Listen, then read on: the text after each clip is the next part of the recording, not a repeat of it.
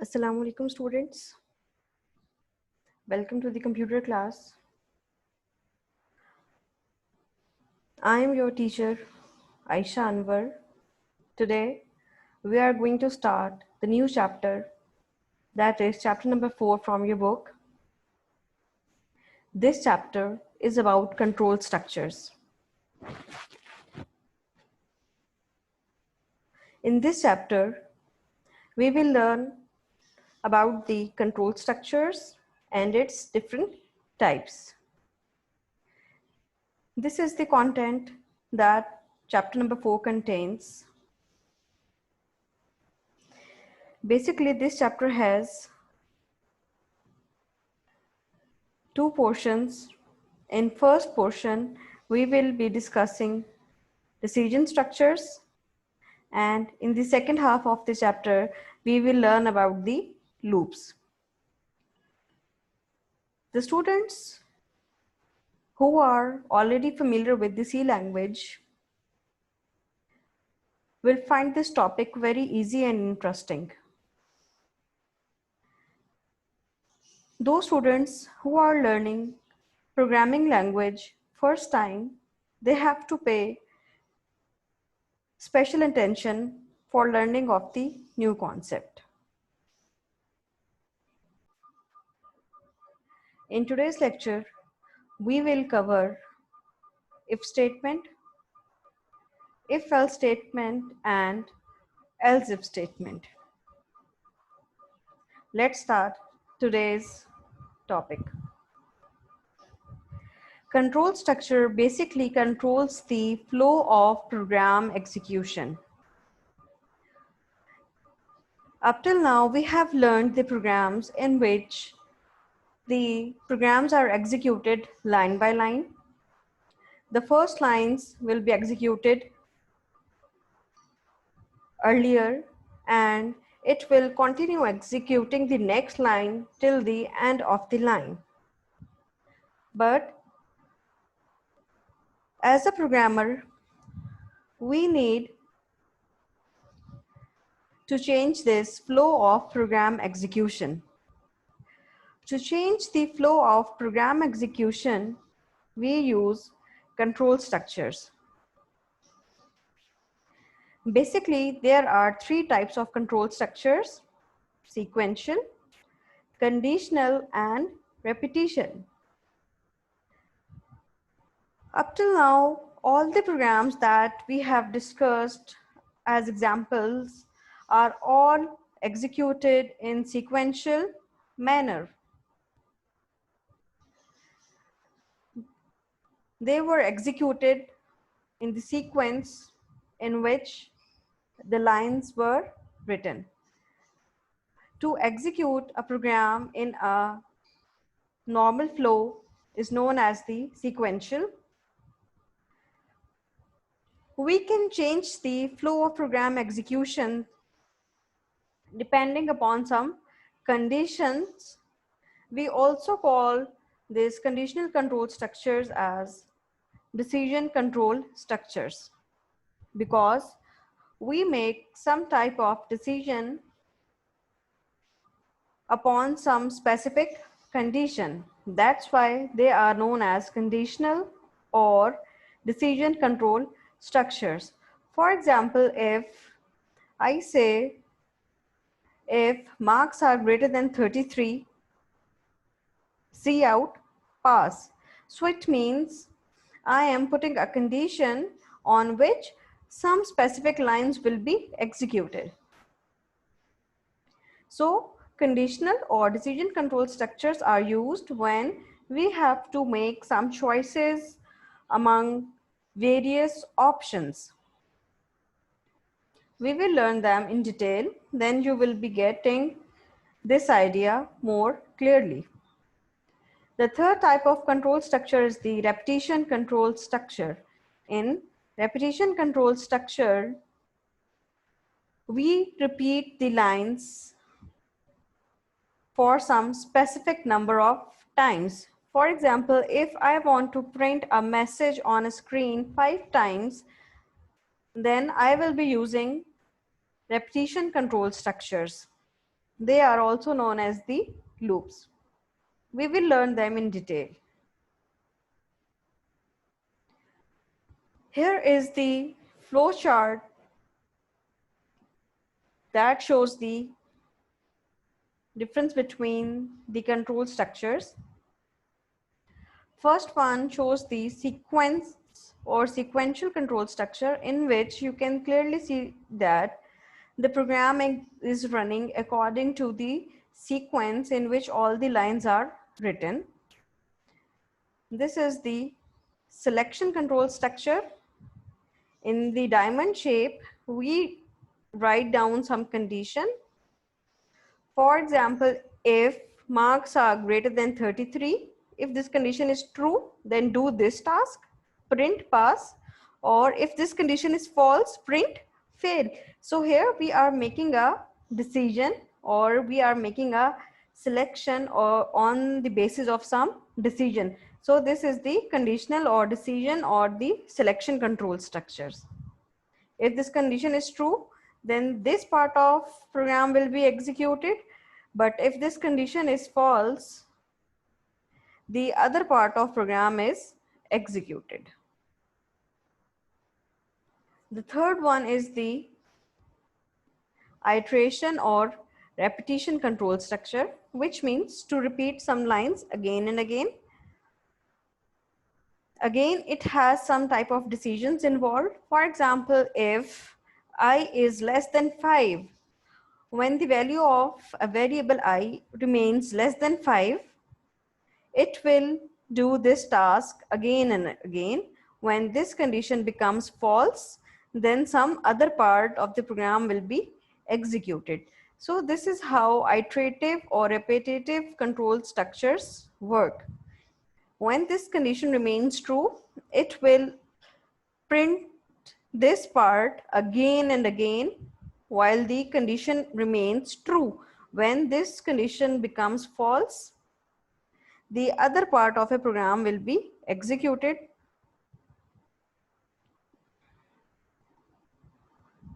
First of all, let's discuss sequential control structure. As we have already discussed that sequential control structure refers to the execution of the instructions one by one in the sequence in which they appear in a program from top to the bottom till the last instruction or till the last line of a program. As its name refers, instructions are executed in the sequence in which they are written in a program. The word sequential shows this meaning as well, as its name easily refers that the program will be executing in a sequence one by one from top to the bottom till the last line of a program. So this is how sequential control structure works. Normally in a program we have multiple statements like statements 1, 2, 3 and up to so on. It will be executed in a sequence. First of all, statement 1 will be executed, then second statement, then third statement, then fourth statement, until the end of the programs.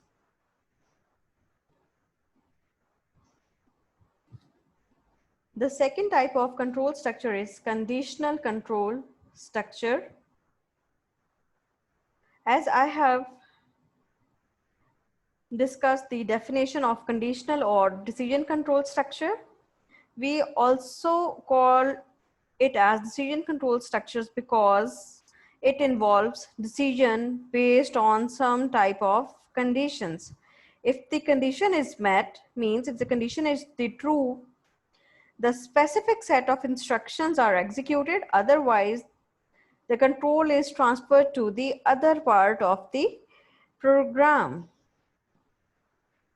You can have better understanding with this flow chart. Condition, if the condition is true, it will execute these lines, and if the condition is false, then this portion will be executed. and then the flow will go to the outside of the condition. For example, if we have used if statement, then the execute code outside the if statements.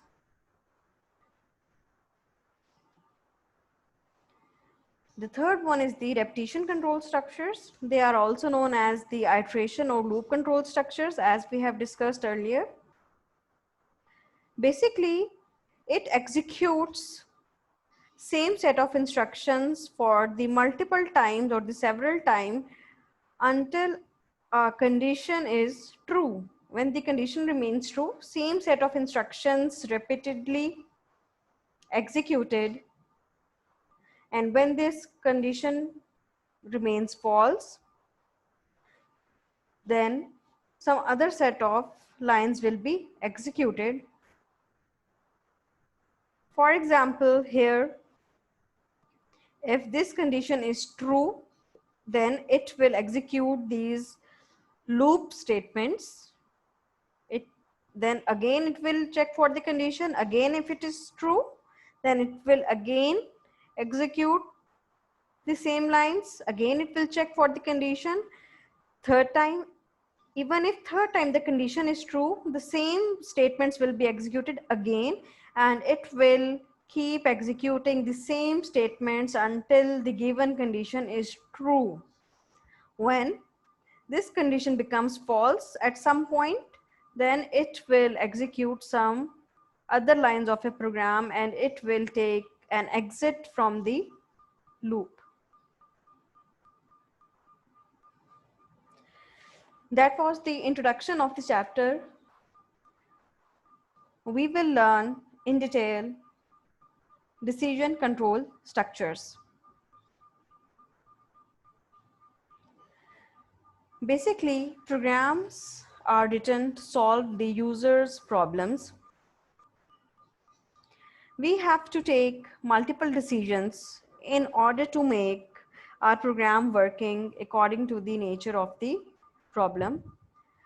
Decision control structures involve the decision making for the programs, and they allow to execute a specific statements or the set of the statements based on one or more decision.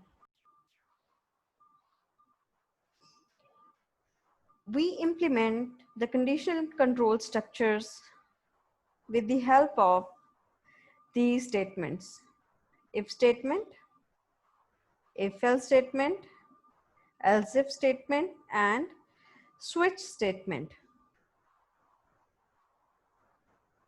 They are very much easy. Today we will try to cover all these statements with their syntax and examples. First of all, if statement.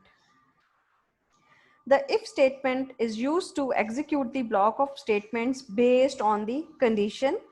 Here is the syntax. First of all, you write down the keyword if, then within the parenthesis, you mention the condition.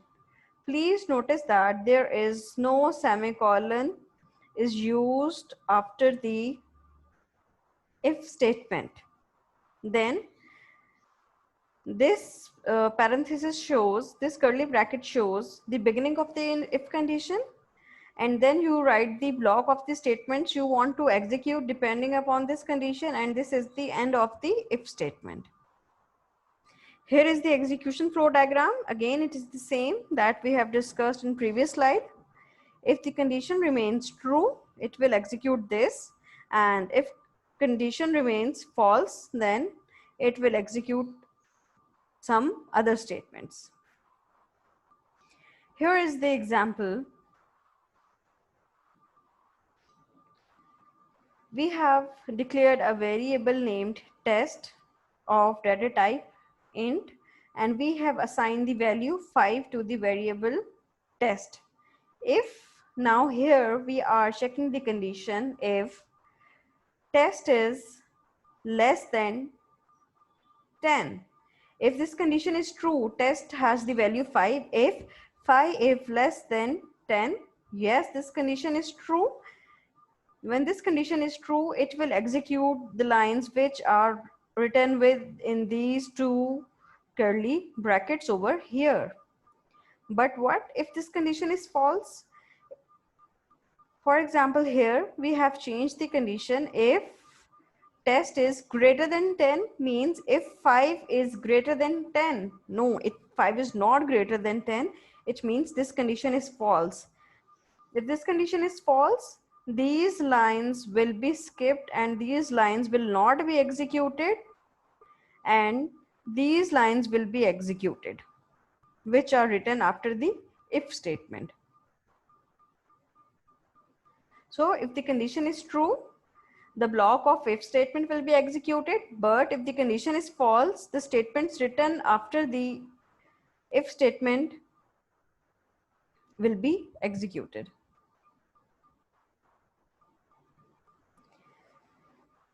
Okay, here is another example. We have declared two variables, x and y. X has the value 20, y has the value 18. Now if x is greater than y means 20 is greater than 18. Yes, this condition is true. Simply it will display a message on the screen, x is greater than y. But what if this condition is false? It will display no output because we have not written any type of statements after the end of if statement. Here is another example. We have declared a variable number. We are displaying a message on the screen with the help of cout statement. Enter an integer. The integer that user will enter will be stored in the variable number with the help of this cin statement. If the number entered by the user is greater than 0, if the number is greater than 0, then it will display a message on the screen that is you entered a positive number. But what if user enter a number less than 0 like -5 or -10, then this condition becomes false and then this statement will be executed, in which you can also write it as you have entered a negative number.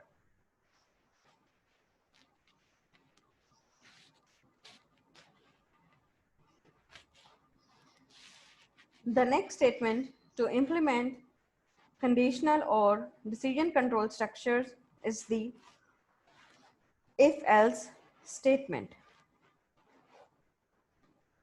The if-else statement allows making decision between two courses of action based on the condition. In if statement, we don't have two choices, but in if-else statement, we have two choices. For example, if this condition is true, execute these lines. But what if this condition is false? If the condition is false, then execute these lines. Here is an example. The number is the variable which has the value 5. If 5 is greater than 0, if this condition is true, then this line will be executed. Otherwise, if this condition is false, this line will not be executed, then the portion of else statement will be executed.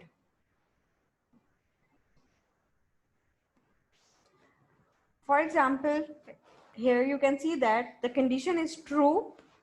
So first of all, these lines will be executed and then else portion will be skipped.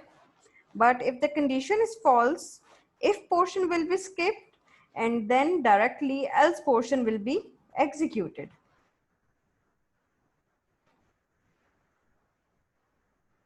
Here is another example. We have declared a variable time and assigned the value 20 to the variable. If time is less than 18, then see out good day. If this condition is false, else see out good evening. Now time has the value 20. 20 is less than 18. The condition is false. So this statement will not be executed, and the statement in the else portion will be executed, and the message good evening will be displayed on the screen.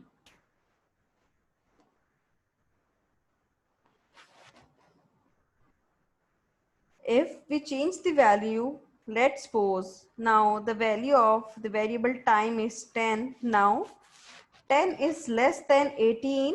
Yes, the condition is true. Then it will display the message good day on the screen.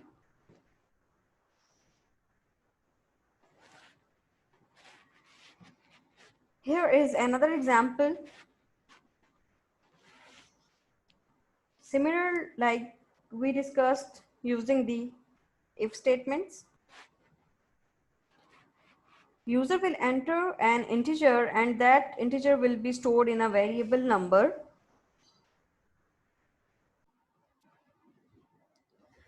Now we are checking a condition. If number is greater than or equals to 0, then a message will be displayed on the screen. You have entered a positive integer.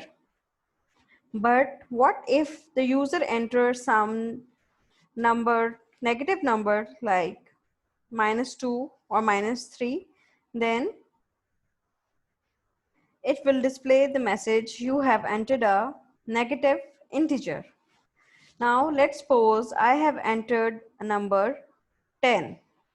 Now if 10 is greater than or equals to 0, yes, this condition is true, then this message see out you entered a positive number will be displayed on the screen, and this portion will be skipped. After this line will be printed outside the else statement.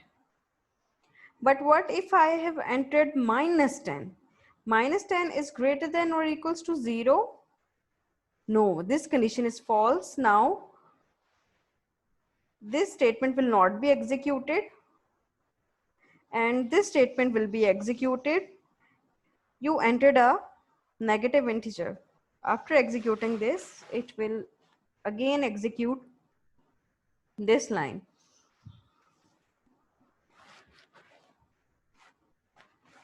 The next one is else if statement. The else if statement is used in a situation where decision is to be made from several alternatives. In if statement, we had only one choice. In if else statement, we had two choices. But if we have many choices and many alternatives, we use else if statement, like if the if then condition, else if again condition, and then else. And you can put many else if statements to check the multiple statements. The examples are coming up. Here you can see the again time example. Time has the value 22. If this condition is true, then the good morning message will be displayed. Otherwise, it is checking another condition. If this condition is again true, then this message will be displayed. And then if this condition is false, then the else portion will be executed. For example, the time has value 22. 22 is less than 10. So this is false, means it will not execute this line. Again, it will check 22 is less than 20. No, this condition is again false.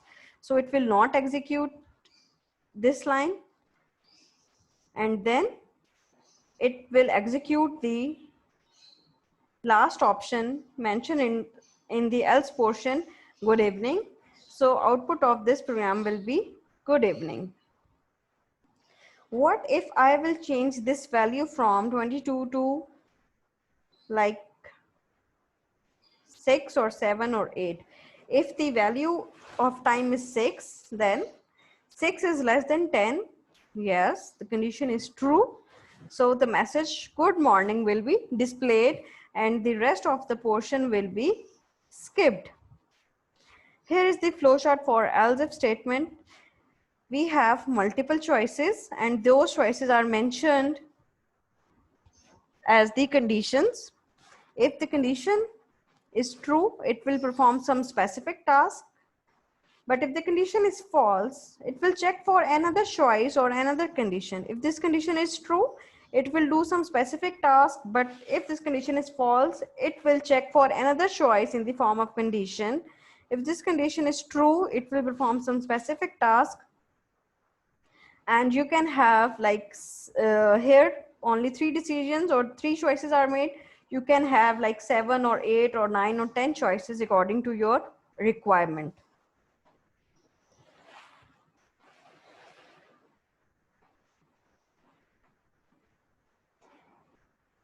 Here is the sequence for else if statement so that you can have a better understanding. What will happen if first condition is true? If the first condition is true, these block of statements will be executed. After execution, all these lines will be skipped and these portions will be executed. But when the second condition is true, for example, first condition is false, so it will skip these lines. It will go towards the second condition. If this condition is true, it will execute this line, and after executing these lines, it will execute the lines after the if statement and it will skip the rest of the statements after else if. If all conditions are false, first choice is false, these lines will be skipped. Second condition is also false, these lines will also be skipped, and the portion of else statement will be executed. Here is the example. We have taken a variable number. Again, we have taken a value from the user with the help of cin statement. Here we are making more than 2 choices. If number is greater than 0, then this message will be displayed on the screen. But if number is less than 0, this message will be displayed on the screen. But what if number is not even greater than 0 and not even less than 0? So it means we have entered a 0. So this message will be displayed on the screen. Here you can see we have checked the multiple condition. First is this, second condition is this, and we can add some more conditions according to the requirements. Here is a small task for you. You have to differentiate between if and if else statements.